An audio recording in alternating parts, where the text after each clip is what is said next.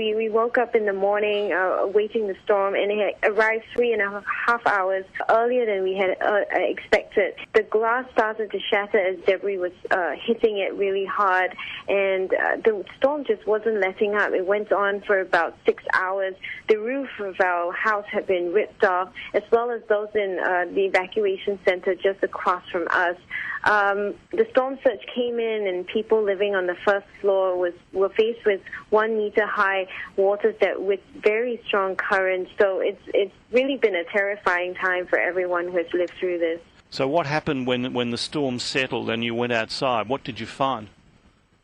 Well, there was a huge amount of debris everywhere. The roads were impassable, but we managed to walk just a little bit outside on the first day, and you could see some dead bodies laid out on the roads waiting for rescuers to pick them up. And any buildings that we saw were, destroyed or damaged in some way.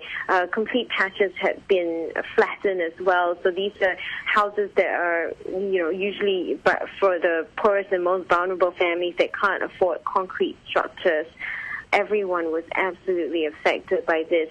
By Saturday afternoon, the families were getting impatient because they couldn't get any supplies.